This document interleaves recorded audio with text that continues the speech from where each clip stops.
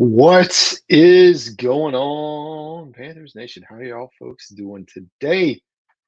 Good evening, folks. We are getting closer to football being back in the Carolinas. What in the world did I just do? This water bottle.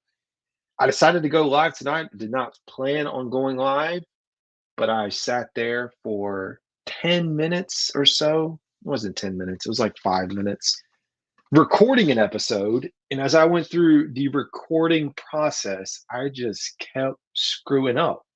So I said, you know what? If I'm going to screw up this many times, I'm just going to go live and I'll screw it up live. It's me try to get through this.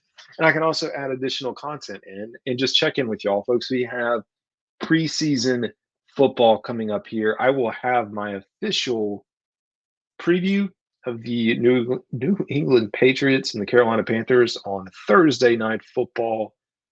Guess we'll get that out maybe tomorrow.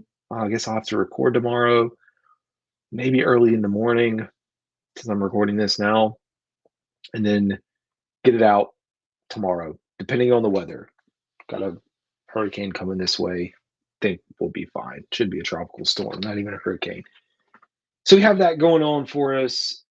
And the original intent of this episode was to go back and look at day 9 and day 10 of training camp and get you caught up to speed. So that is what I'm going to do.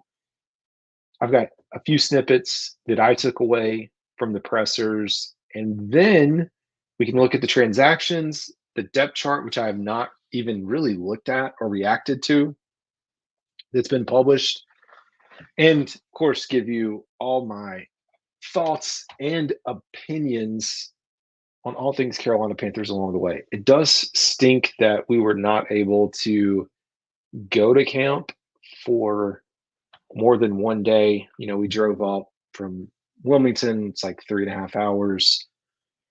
So we got to go for the one day this year. You know, years past, got to go for multiple days. Next year, we will go for multiple days. Just things didn't work out for us timing wise, but I've thoroughly enjoyed it. Nolan is going to come back on the show just to give you our thoughts from having it there at Wofford to moving it up into Charlotte. I'll say I was a fan, you know, not a fan of them moving, but all things considered, I think they did a fantastic job. And I really like the new setup there in Uptown. All right, folks, let's dive into what I plan to cover and see if we can get this episode rolling. All right, let's share here. What do we have? All right, folks, we are going to jump in, and we're not going to jump into this, even though you can see it. We're going to jump in to the beginning here. And there we go, folks. Two Growls, One Roar, Carolina Panthers podcast. This is the part of the show where I was recording this. I'd say, what is going on, Panthers Nation? So what's going on, Panthers Nation? Let's get right to it, folks. Day 10 recap coming out of camp. Day 9. I'll get my days in order eventually. Day 9, day 10. Let's look at transactions. Let's look at the depth chart. Let's jump right into this. So on day 9, we got to hear from Dave Canales, Ja'Tavion Sanders, and Bryce Young. No, I do not have the clip of Ja'Tavion Sanders singing Beautiful Crazy by Luke Combs. If you got that or if you've seen it, feel free to share it. That's not what I clipped, but let's get right into it, folks.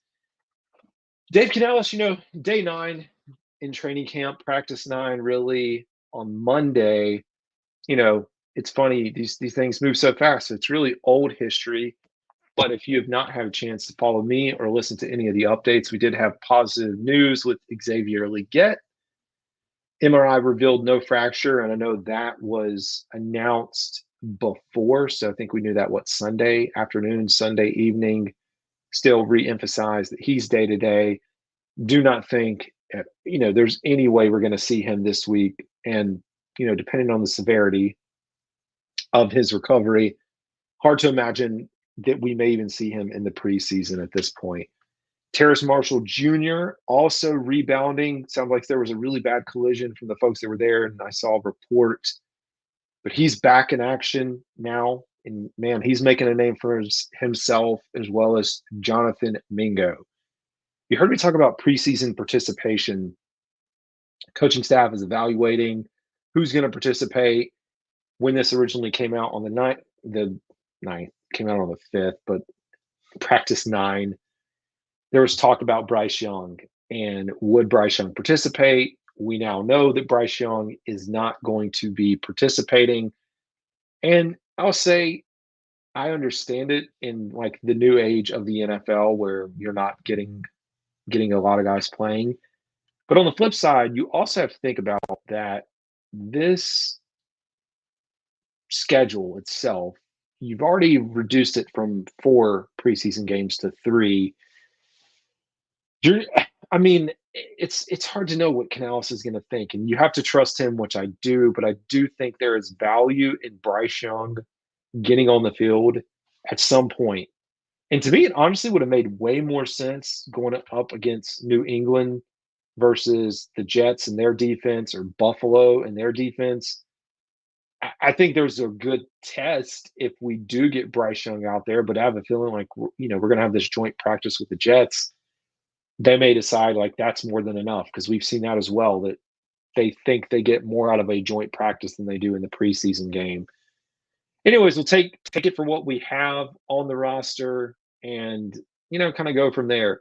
Speaking of, and I have a typo here, so I apologize because I thought I corrected that, but Canales is continuing to praise tons of folks in the wide receiver group, primarily one of those being Ihmir Smith-Marsette, and then on the cornerback position side, Lamar Jackson. Coaching philosophy, we're hearing a lot. There's bringing these moments where Bryce Young is, becoming more vocal, bringing the team together. Coach Canales stopped practice a few times. I think these are all just growing pains of a new team getting established and creating a new culture. Now, the other thing, which as we talk about the Monday practice, if you have not followed into everything outside of it, so we had Ian Rappaport there from the NFL Network. We also had Kay Adams of the Up and Adams Show. Had several segments and videos. There's one with Luke Kuechly, Dan Morgan, one with Dave Canales, Deontay Johnson. I can't even remember. I think Bryce Young. She talked to quite a few of the players. Ian Rappaport also talked to players. J.C. Horn, I think, was on his list. There was a big haul of media. Greg Olson was there. So things have been busy. But let's go ahead and jump right in and hear a clip from Dave Canales on Monday. Dave, building off of David's question, Yeah. Where does Ihmir Smith-Marsette kind of fit into the wide receiver room as of right now? Well, I don't want to share all of our depth chart and all that, but he certainly has an advantage because he's a great returner. You saw him take a punt to the house last year for a touchdown, so we know that potential is there. So all those things give guys edges. How much can you do for this team? And he's showing us. He's showing us he can make plays as a receiver. We know what we can do as a returner. So he's giving himself a great shot. Ihmir Smith-Marsette improving. We know about what he did as a receiver in the preseason with the Kansas City Chiefs last year. And I think there was a little bit of hope when he was acquired, when Scott Fitter made the trade, that like, hey, maybe we're going to get a little bit more out of him. He just wasn't included in the offense in the very early, phase, primarily used as a returner, which again, we saw the punt return touchdown against Chicago. I do think he is becoming more of a viable option. And so for me, I think, ESPN, Ihmir Smith-Marsette, ISM, is making quite an impact on the coaching staff this far into camp. And shout out to Alex Zepp of the Charlotte Observer for asking that question. Now let's move on, man. Injuries piling up. Tommy Tremble, Ian Thomas. Things aren't looking great, at least from that standpoint. In the tight end room, I think Tommy Tremble is getting closer to coming back. One of the things with this part of the preseason and training camp and camp, we're not going to truly know like injury status, like in the weeds, like we would during the week or as we get closer into the season. So from that standpoint, Ja'Tavion Sanders is like put into this role, and I think it's great for his development. One of the earlier pressers that we heard from Dave Canales is this exponential growth that continues to happen for a lot of these guys. And one of them specifically is Ja'Tavion Sanders, as he does get a better feel for the overall game and technique of being a blocker, of understanding, run blocking, getting lined up, just small things. We know he can catch the ball, and we've seen quite a few plays throughout camp, touchdowns, various clips posted of him scoring. But I think learning as much as he can about the technique side of it, that, hey, help him get on the field a little bit faster. But he did credit Ian Thomas and Tommy Tremble for his help in development, taking each day as it comes, making the most out of the opportunity and learning from his coaches and teammates. This is the thing. This has been a recurring theme that I've noticed, and I'm sure it's like everywhere, every season this happens, but an emphasis on physical care for guys that are coming out of college and going into the NFL. And you hear it here. You hear Trevin Wallace talking about it a little bit later, him from today's presser. But there is an emphasis on that because, you go through, I think these colleges today, especially these like D1 top tier programs, like you come from the University of Texas, probably one of the best programs in the country. And you can imagine what resources that they have available for their athletes. But I think it is just a new learning curve for these guys to understand really the battle, the day in and day out, and what you put in is what's going to come out. And I think it's taken that next step to like every single ounce of what is going into you can really focus on, putting the right stuff in. So he did talk about getting right, Ian kind of leading him there, developing a good relationship with Bryce, and working closely on building a strong relationship throughout camp. He was surprised, like this was funny, surprised by the free time in the NFL compared to college. So I think he referenced, starting the day super early and really being in meetings and stuff until late at night. And man, this is from like a Division I player. I went to a small Division III school, and I can attest to time management, and truly every ounce of your day from like sun up to sun down is spent focused on football. And so it sounds like he's got a little bit more free time, which he wasn't expecting. So good for him. I'm sure he's using that to his advantage to, recover and go through everything that he needs to, dive into the playbook. But let's go ahead and run a clip of Ja'Tavion. What's your grasp of the offense now compared to 3 or so weeks ago? Can you say it louder? Your grasp of the offense, do you feel like it's starting to finally click for you, or where are you at with that? Oh, yes, sir. Like I said, I'm just trying to take it day by day. You know what I'm saying? I'm coming along. You know what I'm saying? Like I said, without Tommy and Ian and those guys just staying in my ear, you know what I'm saying, staying on me, I wouldn't be where I'm at. So for them, I appreciate them. Speaking of Tommy and Ian. Definitely progression showing for Ja'Tavion Sanders as he takes that step. And like I said, it's one of those things like next man up mentality. You never want to see the guys in front of you, especially when we want Tommy Tremble to be successful. Ian Thomas, still a valuable part of this team for blocking. You never want to see the guys in front of them get hurt. But you do look at this as, a chance for him to grow and develop, which is exactly what he's doing. Now, the other thing I will say, that was David Newton asking the question there. So unfortunately from, if you've been to training camp, the setup where you've got the VIP on one side of the field, general admission on the other. We are general admission, so we're down there in the corner. But all the media is down on the other end of the field, like close to the VIP on that section and tucked away there. David Newton happened to be up on the hill where the defensive lineman drills are, and like folks that have been to camp will know exactly what I'm talking about. But he was up on the hill where their defensive lineman drills were. And I kid you not, it was right as the tweet came out of someone, I think, commenting under Joe Person's post on The Athletic that was like, who's worse, Joe Person or David Newton? And I was like, oh my God, this is just complete BS. So here's the thing. I understand that people don't like certain takes and opinions, but I do appreciate the job. But this is their job. This is what they do. And I don't care if you don't like that. I respect them and their opinions and the things that they, generate. You can have your opinion on that. but I know kind of the side of it is I veer off into expanding and doing the things that I do, being connected to these folks, and like I want to bring them on the show and talk to them. And you've heard some of those folks. You've heard Mike K, Alex Zetlow, Joe Person. Anyways, I think those opinions are valuable. They are the folks there every day watching, monitoring, whatever your opinion is on it. I don't care.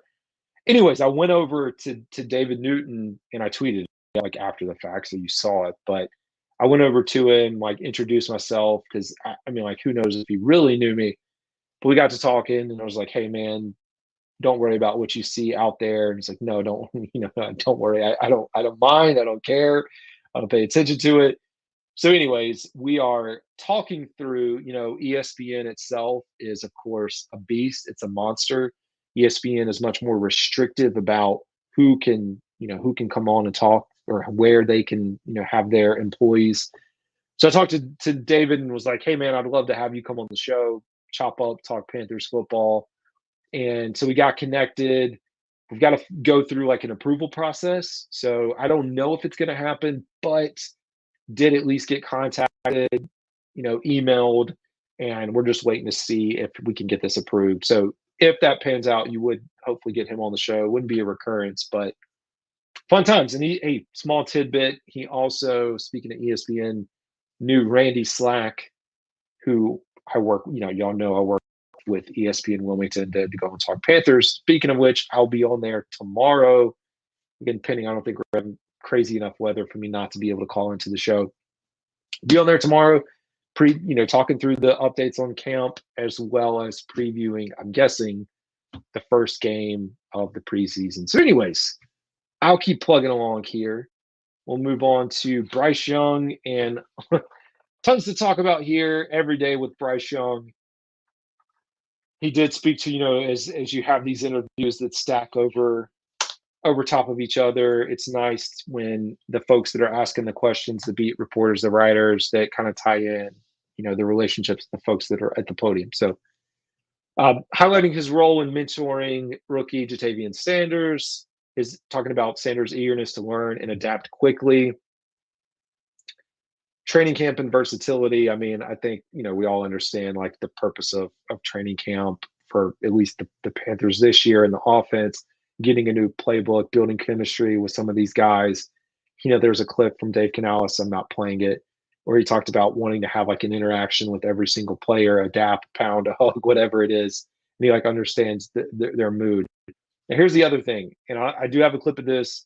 So preseason play and trusting in the coaching. So Young did kind of lean out to, which was the it's kind of the corporate decision that you make to say, yeah, I'm going to trust in the coaching staff and their decision about my playing time in the preseason, how much I should be playing in his development and when he should and shouldn't go. Now there's a tail end to it, which you'll hear in the clip, that he talks about being a competitor. And I think that's his way of saying, I want to play and I want to be out there, but my hands are tied. And it's like, we'll play it and you'll get to hear it. But I do think Bryce, in my honest opinion, I know he wants to get out there at some point. I just don't know what that's going to mean. And again, he's tied to whatever the staff says from his development. Did talk about, and I mean, that's been the talking point throughout camp, is the competitive spirit and development of the wide receiving core and everything that's happened there, and just getting to know them on and off the field. All right, let's run the clip of Bryce Young and his reaction to preseason, or thoughts about playing in the preseason. How do you feel about that? Do you want to play? Are you okay if you don't play? What is your thoughts on it? Yeah, I trust in Coach. Whatever it is that he says, I'll listen to that. So, I trust in him. All right, so he trusts in Coach. That's your corporate, yes sir, aye captain. This is who I am. I know he's behind my back watching me as I say this. Then he's going to open up. So here we go. In the staff, just like I have with all the stuff that we've been doing. So whatever he says. Are you antsy at all to play? Shout out to Alex Zetlow again. Are you antsy to play is the question that you gotta ask. Like, are you like, sure, that's the answer you're gonna give because it's the corporate yes sir. This is what I know I have to say. Now we get into like, do you really want to play? for me, I think that in the same way, I think it's a process, and I trust in whatever they feel like the process is. Definitely I think just obviously us being back, we all are competitors. Right there, the competitor mindset. This dude wants to be out there playing. Like, I don't care what he says for that first 30 seconds. The dude wants to be on the field, which I'm excited, man. I want our quarterback, I want all of our players wanting to get out there, wanting to get better, wanting to, prove the world wrong after last year's train wreck. We all are excited for the season. We're all excited for the year. We're all excited to be on the field together and compete. So we all have that competitive edge to us. And then as far as preseason goes, I'm just trust coach with that. Right. There you go. Trust coach, which that's the answer you got to give. That's what you got to give. But I'm excited to see him out there. All right, folks, let's get into today. Dave Canales, Xavier Woods, Trevin Wallace. This is your day 10 recap. Guess this is going to be the last practice before we go up to Thursday night football. Hey, guess what? Panthers got a little prime time. There you go. All jokes aside. Let's jump into Dave Canales from what we heard today. Man, quite a bit to talk through. It was a lengthy presser. It sounded like from all accounts, it might have been the best practice so far in camp. And that was like across the board. It's coming, right here from him. That's not the clip I'm running. But also got, Julius Peppers was there, which is a really cool moment. Sounds like he, talked to the team, talking through, the Hall of Fame, everything that happened around that. And I think just being able to address them was cool. That's the other thing that kind of got talked about is team bonding activities and kind of like what they're doing. So we know about some of the singing competitions. It sounds like a lot, which I like this. It sounds like the bonding, which we've seen throughout the offseason, like the bonding happened earlier in the year. And now this is business. Like, we're not out going to Topgolf. We're not out going bowling. Maybe they are doing smaller events, but like, they're here to play football, to learn football. This is their job. And it sounds like from what he said, there's not really a lot of that happening or those activities, which, hey, I'm all for it. And diving into, starting decisions, like we said, we know that Bryce Young is not going to be playing. If you do not tune in, because I don't know if you will, just because I'm totally okay, but I appreciate it. I do have some clips from Jared Bayo, head coach of the New England Patriots. We did learn Jacoby Brissett is going to be playing, likely the starter. Drake May also getting some playing time as well. So two big names, Drake May, rookie quarterback there, but seeing him. The other funny thing is with all this Brandon Ayuk talk, going out and listening to Jared Mayo having to address that today. And I posted the clip on X if y'all had a chance to go out and watch it. But the way he has to come out and say, yeah, we're not going to address anyone that's not here. And then every single question that comes up is related to that. He's had to deal with that this week. And then Matthew Judon in contracts. And it's nice in Carolina right now, not having to worry about, are you going to pay Brian Burns?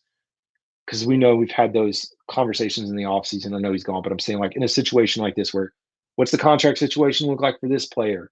Are you going to be involved with the trade to bring in a quarterback? Like, think about all the years past. It's quiet. It's football. I know there's some injuries that have come up, but all things considered, I feel like it's a pretty quiet offseason for the Panthers. Now, speaking of players and playing time, it sounds like Jack Plummer, I'm going to guess, is going to be your starter. Lutton probably getting significant playing time as well. I mean, that's it. Unless Andy Dalton is somehow making a comeback as well. I'm excited to see Jack, what he can do. I know I think it was in this presser, Dave Canales spoke very highly of Jack Plummer and what he's seen throughout this camp from him. And you wonder as Andy rehabs if I still feel like Andy's going to be the number 2 quarterback right now. But as we talk about carrying that third quarterback, if there's a real case for Jack Plummer either to make it or to be carried on the practice squad, hoping no one goes out up. And yeah, man, the name, like, listen, we talked about Jonathan Mingo's outstanding offseason coming into this camp. Like, it is people for whatever reason didn't feel like, and I'm not going to say his rookie year was successful, but it's like you gave Bryce Young a free pass, but you don't give Jonathan Mingo that same type of, evaluation when you're looking at his success. So I'm excited for that. But speaking of players, Terrace Marshall Jr. standing out in Trevin Wallace. And I think this is what I get for thinking. I think the clip that I play from Dave Canales is his take on what he likes out of Trevin Wallace, and it is, unless I just completely changed it. So anyways, game preparation. I mean, the other thing I heard from Jared Mayo, this is the thing that I'm also going to be doing a lot more of this year for those that followed last year in the show, getting more involved in the opposing team's pressers leading up to the week of the event. So that's what I've been spending another chunk of my time listening in. There's not really going to be a game plan coming in for the New England Patriots, which I think it's fine. I wouldn't expect the Panthers to have one as well. But all right, let's run the clip of Dave Canales talking about Trevin Wallace. The progress you've seen from Trevin Wallace. I love it. I think that, again, talking about Trevin, I know he knows what he's doing when I see that speed and that size show up. We know that there's some I think that alone, man, because for me, I'm with a lot of fans that when he was drafted, I mean, I'm sorry, I don't know many Panthers fans unless you're a Kentucky Wildcat fan and a Panthers fan that would have projected Trevin Wallace to be on the Carolina Panthers this year and or to be drafted where he was drafted. So I think it was a lot of initial shock for fans who are like, oh, wait, who is this? Wait, what? And to hear about his development and the progression that he's making, I really like to hear that. But let's let it keep running. Decision when he kind of just looks normal. You know what I mean? And he's got talent. I mean, he's a real talent out there. So he's got to keep pushing himself, applying himself to the game plans and all that. Going to play a lot this week, and I can't wait to see him, play in a live game and to showcase all the things that we were excited about in bringing him here. Was there a moment where you noticed that shift of him really showing up in the way that you expect? He's headed there. I wouldn't say I wouldn't say I like the consistency of where he's at with that, but more and more so, yes. He's starting to show the understanding of it. Positive news for Trevin Wallace, especially when you look at the state of the linebacker room with him and Michael Barrett, as far as the two rookies that were drafted, paired up behind Shaq Thompson and Josie Jewell. So I like it. Hey, we'll get to hear from Trevin, I think, at the very end. I got to recommend, if you don't do anything else, go out to Trevin Wallace's interview. And I think I misspelled his name, not on that slide, but the previous slide, some of my notes. But go out to Trevin Wallace's interview and just watch the whole thing. The dude is a character. I'm excited to hear more from him as we go through camp. But here we go. Xavier Woods talking about team communication and the chemistry, and I think a lot of things centered around, again, and we'll talk about the addition that just happened here shortly in just a minute, but continue to see players that are familiar with Evero's scheme, players that have played together, but importantly here, Jordan and Nick on the defensive side of the ball, being able to, or they've been together for years, bringing them into this system and the impact that that's going to have on this team. Man, my notes, and I don't know why this is what I get for scrambling it together. It's probably part of the reason too that I was getting upset as I was recording this. But talking about Sean Smith-Wade, his highlights, talking about his versatility and promise despite some of the up and downs. We heard about Julius Pepper's message to the team. I think that pretty much sums it up. Let's go ahead and hear from Xavier. I mean, even in one-on-one, a lot of people like to go to Amir. Amir's going to talk trash. Amir's going to do it. And the thing that, and for those who don't know, there is a competition going on right now. I'd love to know the updated total. And I don't know, I'm guessing it's offense versus defense, but not 100% sure that's the case. But there is a competition that's being held, and there's a point system So part of what you're going to be hearing now is Xavier Woods talk about that. So I'll let it keep running there. A little extra in his one-on-one. So, but just overall, the receivers, and Mingo has definitely stepped up as well. But just overall, the whole Another positive note for Mingo. receiving crew, we love to do the one-on-ones because coach shows them in the meeting rooms. So that's an extra little competitive that we like to do because he's going to show who won and who lost in the meeting rooms, and he's counting everything we do. It's a win or a loss. Did JC find See the win or loss. you for not getting that interception the other day? Yeah, I got a fine for that one. This is the other I mean, thing even the too one-on-one, with these, and I don't know the ins and outs. All this talk about finding each other, and I guess the veterans. Oops, sorry about that. The veterans finding the younger I mean, players. even the Sorry, one-on-one, a lot of people like to do do this. I All right, mean, this is what I get trying to be technical.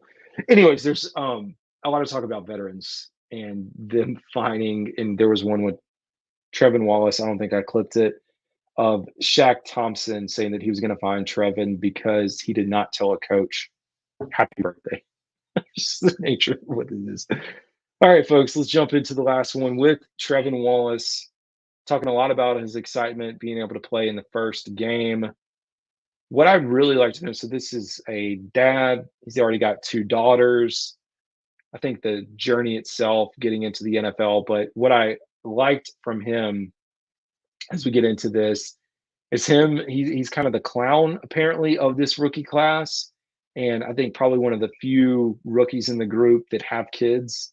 So he's taking advantage of that, and is someone with a young child and with an old one too. But for knowing how these kids are on the weekends and how you have to be up so early, I can vouch for him with where he is here. Let's run that one. The clown of the, I guess I'm the clown of the rookie group because I be having fun. Like it be early in the morning because obviously like I'm used to the morning because I got 2 little girls. So it be early in the morning. I'm like, hey, y'all wake up, and I just be making like crazy noise and all that, having fun with them. So there's stuff like that, and then I can say me and Michael from Southeast Georgia, like I can say our football teams they play each other, but I always say hey, my high school like would beat your football team just to get them going in the morning. So it's like stuff like that. Like I be trying to get our rookies going because they be like, I'm so tired. I'm like, nah, bro, like get up, like we gotta go practice. I know, like I said, you should listen to the whole thing. There's also a clip from him talking about his rookie performance. He would not tell us what the song was, and I'm curious. I got to hear from the beat writers because at the end of it, he did say he would tell them like off camera what the song was.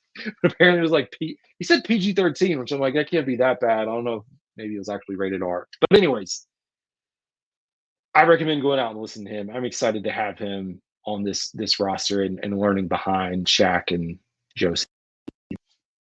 All right, folks, it's been a busy few days, and it's hard to remember where we were the last time some of these things came through. So let's talk about them. Kicking things off, tight end Jacob Holster was signed on the 4th. We waived injured wide receiver Devin Carter. I talked about Jake Luton getting signed. They placed defensive end Kimoko Toure on IR. Signed another tight end, Jesper Horsted, and waived wide receiver Tavian Robinson. And then claimed safety Caden Stearns, who has ties again to, guess what, Evero, off of waivers, and waived injured guard JD Dorenzo. Now, the wild thing about the NFL, man, is if you had listened to Dave Canales' presser earlier, he talked about JD Dorenzo having an ankle injury and being evaluated. That was at whatever time practice ended today. Was that 11:30? And then shortly thereafter, like later this afternoon, you find out that he's being waived and injured. It's a tough business, man, and game, because players get hurt at this time of year. There's so many people that are available and bodies and people just lined up. There's like on to the next one, on to the next one. I do think I saw Mike K tweet that I believe if he clears waivers, he would actually be able to, let's see. Yeah, Mike K tweeted, they've waived him with an injury designation. He will revert to IR if he passes through waivers unclaimed. So he'll get get to hopefully stick around with the Panthers and go on IR, because his name did come up quite a few times during the camp so far. Yeah, another player tied to Evero in that defense. Okay, folks, I think that was the other thing to call out with the waiver wire. So some of you are probably like, oh, the Panthers sit number 1 in the waiver wire right now. Does this claim or any of this impact the Panthers and their waiver priority order? And it does not. So the Panthers will have number 1 through week 4. And Joe Person of The Athletic, again, tweeted this out, had him on the show. He was actually, way back when he was on the show, mentioned that as well. But I think it is a good nugget for fans. Panthers are going to be sitting. I mean, that's a great position to be in. Like, last year sucks, but you do sit now at number 1 in the waiver wire priority. And there's going to be a lot of folks being dropped through, throughout 31 other NFL teams, not just right this second and as we get down to cuts later in August, but heading all the way up through that 4th week in the NFL season. That's big news to the Panthers. All right, it's time to switch over. Actually, before I switch over, because it's been a minute, what is going on, Marcos Cash? I was going to say I'm going to check in on how folks are doing over here, but we're going to hop over. If I can get this pulled up here. We're going to take a look at the depth chart. So again, I mean, I've seen people that tweeted this as soon as it popped. Dave Canales was even asked about it today. If I can get it to load. Maybe not.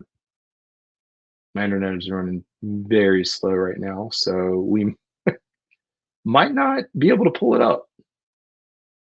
Let's try going out here.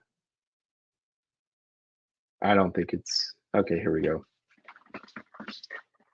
All right, let's share and dive right in.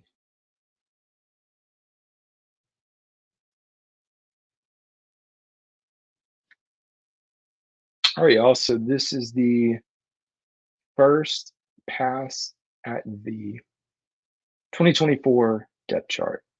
I think we can start with what we already have a good handle on. Chuba Hubbard, running back 1, Bryce Young, Jonathan Mingo. So I think out of everything that's happened, that probably is the biggest surprise in camp so far. I would say on the offensive side of the ball. Because to me, I think Deontay Johnson and Adam Thielen were a lock.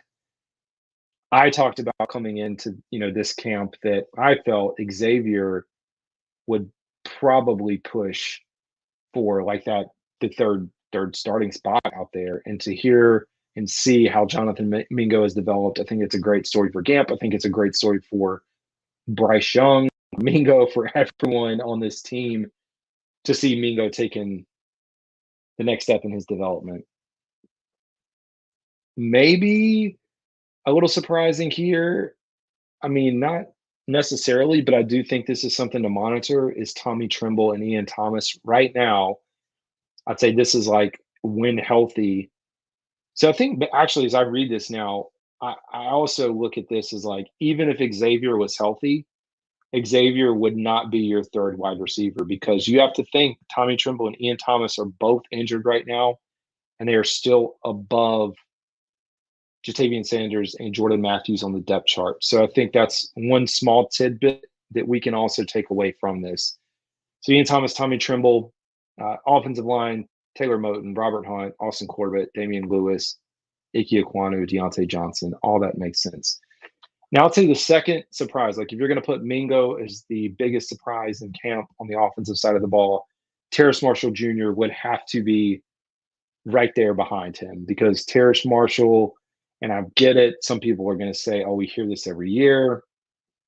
Part of that may be true, but Terrace Marshall right now sitting and the group of 6 is what I'll call it. The question is, how many receivers are we going to keep? Is it going to be 5?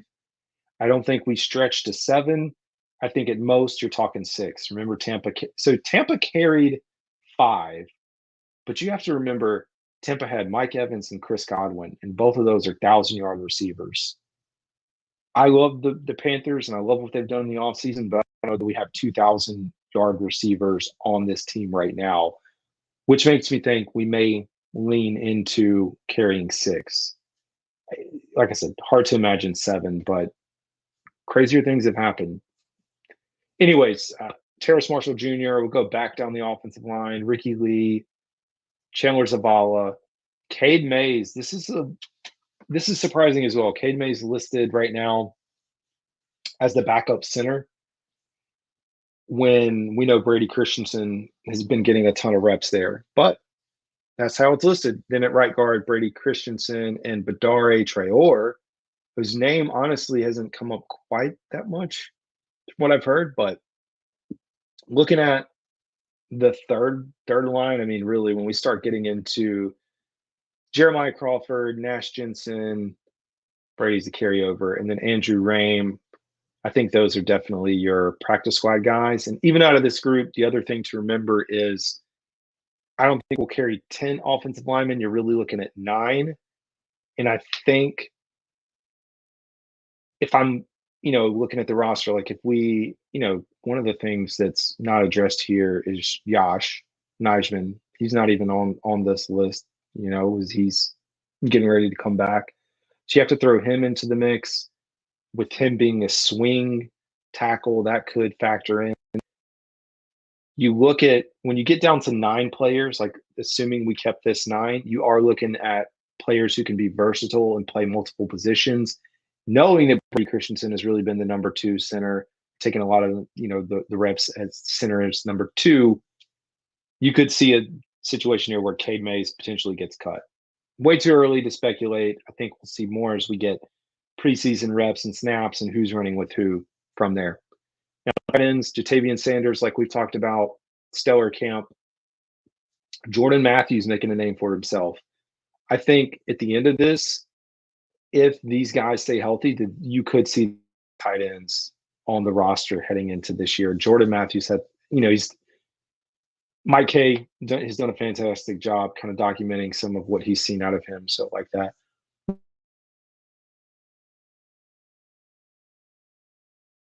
His versatility in the return game is going to be a big part of him making the roster. Xavier, Andy Dalton, and then Miles Sanders is RB2. Getting out further, I already talked about the offensive line. Mike Strachan. Look at additional wide receivers. David Moore, Jalen Coker, and Devin Tompkins. So for me, a lot of people like Jalen Coker, and I think that's it makes sense that you would, I've been high on him. It feels like if we are to go, and I don't even think I'm putting myself into who gets that final slot if we were to carry 6, and I think your 6 is already there within the first and second team lines, but it's going to be a interesting case because you have David Moore and Devin Tompkins who both have ties to Canales. Tompkins, who is valuable as a returner.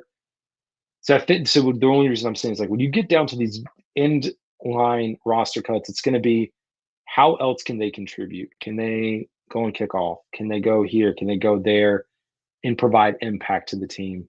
So anyways, it's going to be interesting to watch that. Jack Plummer, I already talked about him, Jake Luton. And then this part kind of developing with Raheem Blackshear, I think is your sure number 3 until Jonathan Brooks comes back, which Jonathan Brooks, they said week 3, week 4. I envision him going on PUP. So then week 4, he can be brought back if he's healthy and ready to go.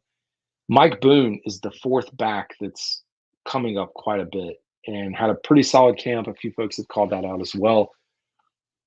For me, I'm pulling for Jaden Sheridan. I don't know if he's going to make the cut this year. And then Dylan Johnson. So that's your offense. Let's jump down into defense. All right. Defensive side of the ball, defensive end, Derek Brown. No questions there. Defensive tackle, Shy Tuttle. Ashawn Robinson, Jadeveon Clowney, who's had a monster camp. I'm very impressed, and I hope that it's not the offense doing poorly. I hope it's truly Jadeveon Clowney's like entered into this new phase of, hey, I'm going to just sack the quarterback 9 times a year. Shaq Thompson and Josie Jewell at inside linebacker. DJ Johnson, man, hats off to DJ Johnson, because we as a fan base, it was never his fault. But as a fan base, we always ridiculed this pick from the very start last year, put him under a microscope, kind of just said, yeah, this guy isn't going to make the cut. And why did we draft him where we drafted him? There were just so many things that went into it. Last year wasn't great. Yes, he could set the edge as a run stopper, beginning to the quarterback. To see him, and I know there's injuries with DJ Wonnum, DJ Johnson on this list, the first team, I couldn't be more happier, to be honest. Like, and people are going to say, oh, well, what does that mean for the rushing? Like, I don't care, dude. I'm excited for this guy to prove people. Like, that's what I want. I want all these guys on this team to be successful and to have a good story like him come up and seeing what he's done and the work that he's put in. That's a good storyline. I'd say that's probably, like, in the first team, the most, I guess, shocking news out of this group. Then J.C. Horn, Dane Jackson, no question there. Xavier Woods, Jordan Fuller, same thing, no question at all. Troy Hill listed as your nickel cornerback as well. Again, just depending on the package, when you get 5 cornerbacks, it's 5. 3 cornerbacks in there, 5 cornerbacks, 5 defensive backs. On the second team, I would say, like, for me, a little surprised that Jaden Crumeny is a little further down, but TJ Smith is more experienced. So it's like, yeah, that makes a little more sense there. But you have TJ Smith, Nick Thurman at tackle, LeBrian Ray is the other defensive end.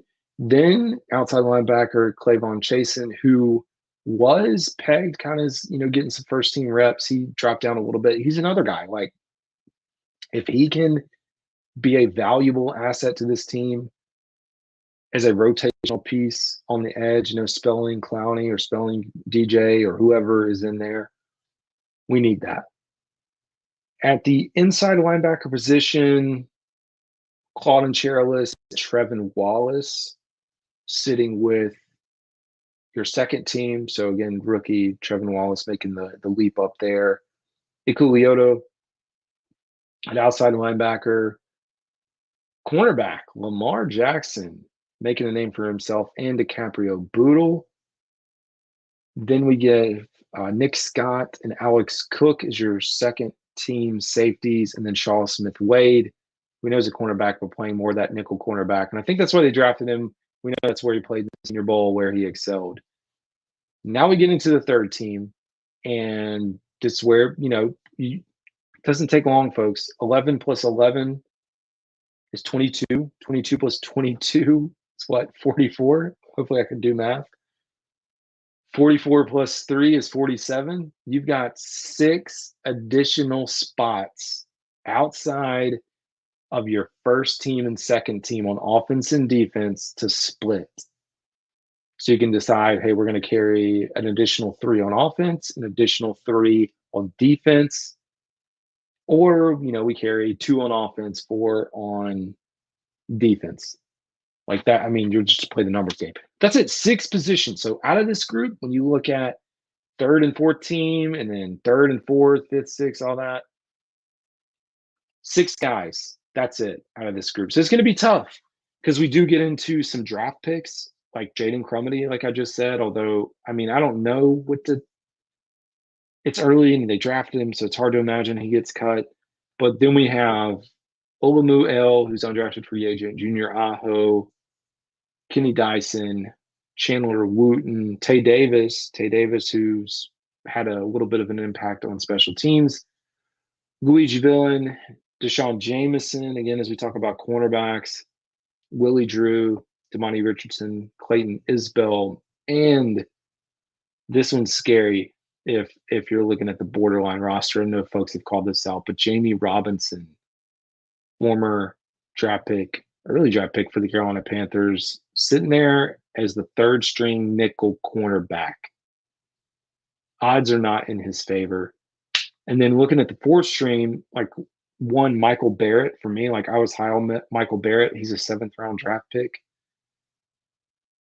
It scares me a little bit, knowing if he's going to be able to make the cut or not. And unfortunately, our man Sam Franklin, which I don't know why Sam Franklin's still listed on here, considering the injury. But man, overall, like, I guess we could look at special teams. I guess we should look at it, yeah, because I think from the returners aspect, it's good to get input here. Kickoff return. You have Raheem Blackshear, Amir Smith-Marset. So there's that 1-2 punch. And then on punt return, Amir Smith-Marset, Raheem Blackshear. So that's that versatility that we talk about. You can play wide receiver and you can return punts and or kickoff. You can play a running back and you can return kickoff and you can also be a backup on punt return. That's the versatility that this team is looking for. And then I think when you get into like I've talked about Devin Tompkins and David Moore, both of those guys could fit into those roles as well. But then JJ Jansen, check, good old JJ, Johnny Hekker, and then Eddie Pinheiro. And Eddie Pinheiro, like I was a fan of Eddie's, which I'll know from the start. I think it's his job to lose. And, you can track the stats through camp all you want. But I think Eddie's missed once. I think Mevis has missed a few more times. But I think, hey, he'll have a chance, this preseason. The thing with him, you're probably not going to put him on the practice squad. I do think it's a chance, though. One for him is he, auditions, not just for us, but other teams. But think about Eddie getting hurt last year and us having to go out to Matthew Wright. Matthew Wright, who was brought in the preseason. So I think, and Canales talked about this way, way back, that now is the time that you get to see kind of this next batch, this next group of kickers, of specialists. And so you get to know them now because, hey, at some point you may need them. You've already worked with them. You understand them. So speaking of kickoff, that'll be something, just the kickoff itself, to look out for Thursday Night Football. I know people saw the Hall of Fame game, but getting to see them practice that when we were there, it's different, because you're so used to them just booting it in the end zone, but now they're booting it in the landing zone. So I think a lot of different nuances that'll come along with that. But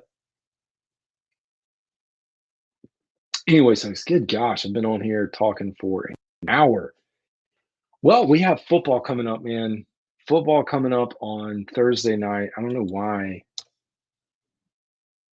my internet is just not letting me pull this up. We're going to try it here. I'm going to see if we can get you a quick preview for the game. We got betting lines. Oh my gosh, come on. All right, let's switch over to here. Still some wrinkles for me to work out because it's been a minute since I've previewed a game. One thing to call out too, this fall, I will have my normal podcast episode previewing the games, as well as a shorter version, like 4 or 5 minute episode. So still kind of working out what that's going to look like. All right. We've already talked through this. I was trying to see if there was anything valuable over here. New England is a 6.5 point favorite, over under 33.5 points. I've already talked about from New England standpoint, Jacoby Brissett, Drake May. Oh, anyways, I guess we'll call it a wrap because I've been on here for almost an hour, which is a pretty long time for me when I'm recording this. So anyways, folks, I think that is going to do it for tonight. And until next time, folks, I will see y'all later.